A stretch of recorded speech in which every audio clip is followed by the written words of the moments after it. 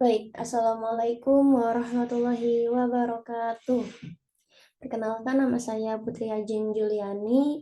Saya dari kelas A3 BK atau Bimbingan dan Konseling tahun 2024 dengan NIM 24010112. Jadi di sini saya akan mempresentasikan teori kepribadian Erich Fromm untuk memenuhi tugas UAS Project mata kuliah teori kepribadian. Selanjutnya ada biografi Erich Fromm.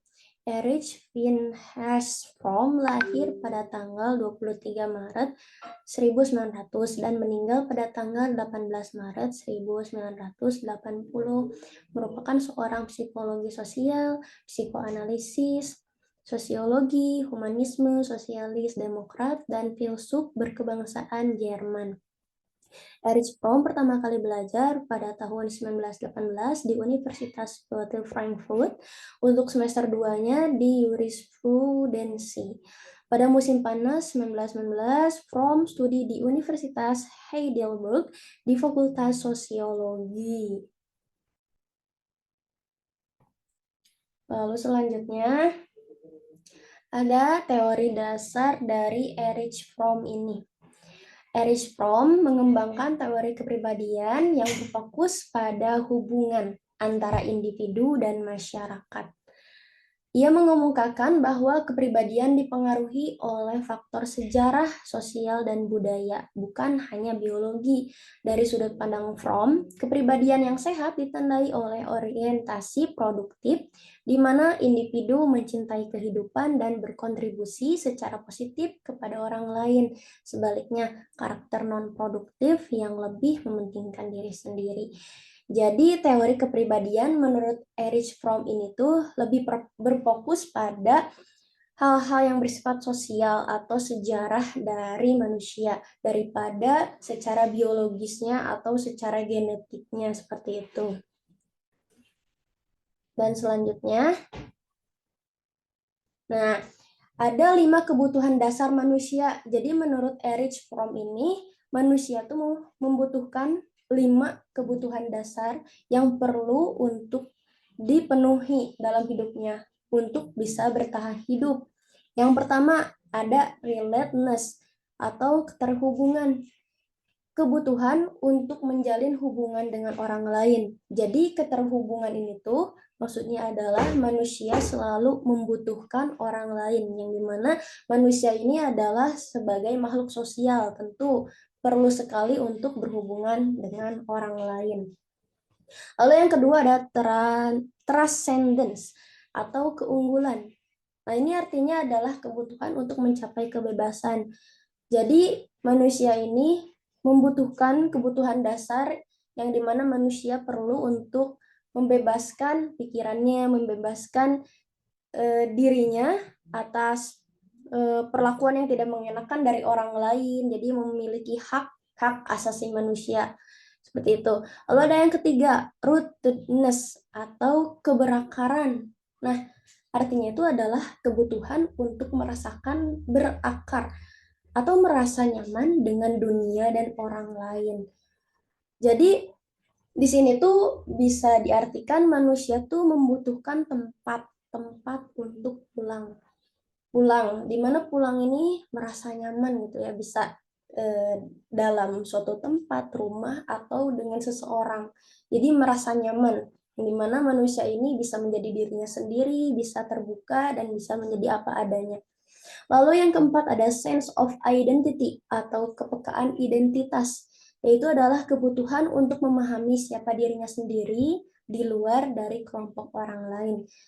Jadi ini adalah kebutuhan dasar yang dimana manusia itu membutuhkan identitas dia yang unik, yang berbeda dari orang lain. Lalu yang terakhir ada frame of orientation atau kerangka orientasi, yaitu adalah kebutuhan untuk memiliki pandangan hidup yang jelas, di mana setiap manusia perlu memiliki tujuan yang jelas dalam hidupnya. Selanjutnya, yaitu ada beban kebebasan. Jadi jika seseorang manusia itu tidak merasa bebas atas hidupnya, maka pasti manusia itu merasakan kecemasan yang dasar atau kecemasan dasar. Dalam bahasa Inggrisnya adalah basic anxiety, yaitu perasaan bahwa kita merasa sendirian di dunia ini.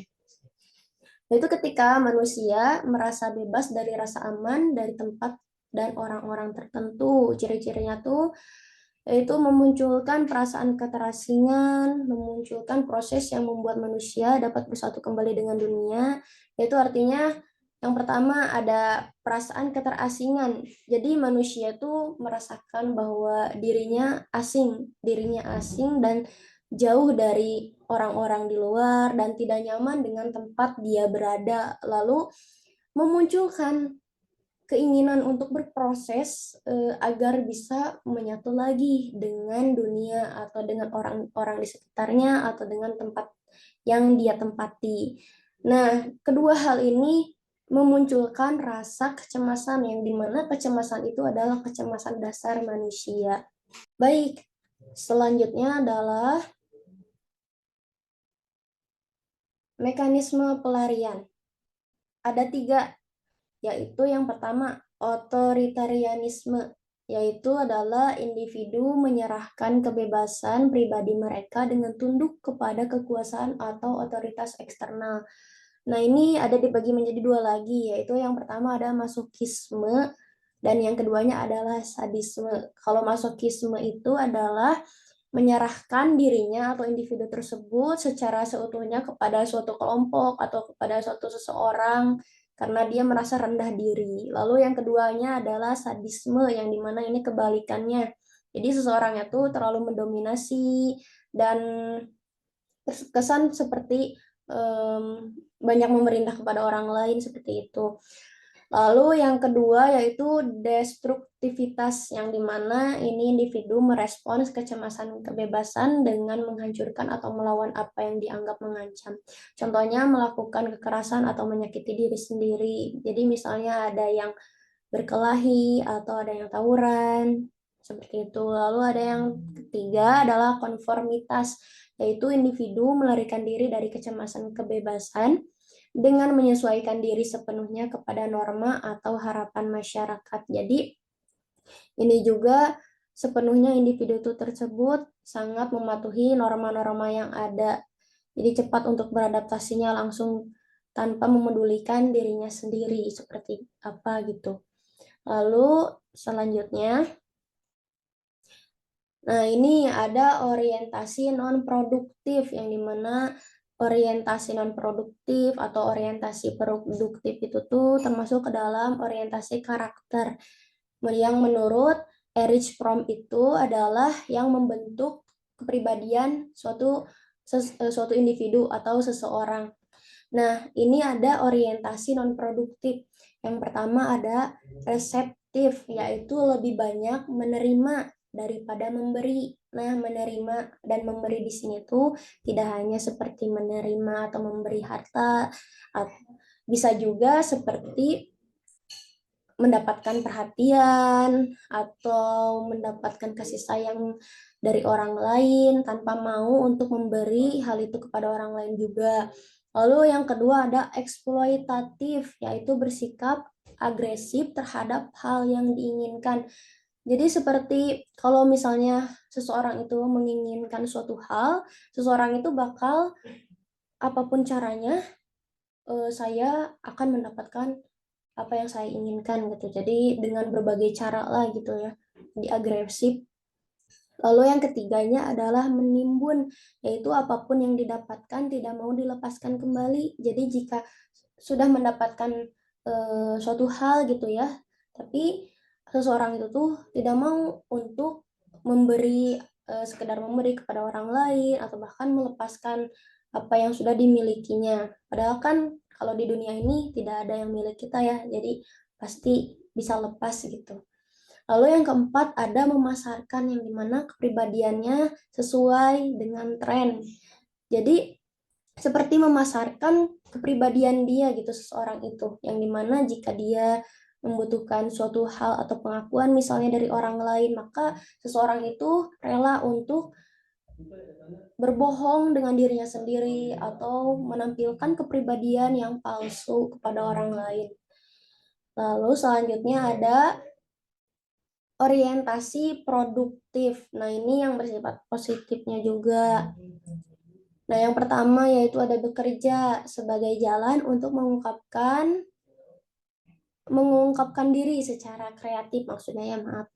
Nah, jadi di sini ya bekerjanya secara kreatif dan dari hati gitu. Lalu yang kedua yaitu adalah bernalar, yaitu berpikir secara produktif. Tentunya seseorang itu bisa memakai akalnya atau nalarnya dengan baik. Lalu yang ketiga yaitu adalah mencintai, yaitu ingin mempengaruhi atau memengaruhi orang lain melalui cinta, alasan, dan teladan, tidak dengan pemaksaan. Nah, cinta ini tuh bisa dengan rasa peduli, rasa tanggung jawab, rasa hormat, dan suatu pengetahuan untuk bisa mencintai seseorang atau orang lain. Selanjutnya adalah gangguan kepribadian. Menurut Fromm, kepribadian tercermin dari orientasi karakter, yang dimana ini berhubungan dengan yang sebelumnya tadi, yaitu gangguan kepribadian itu berhubungan dengan orientasi non produktif dan orientasi produktif.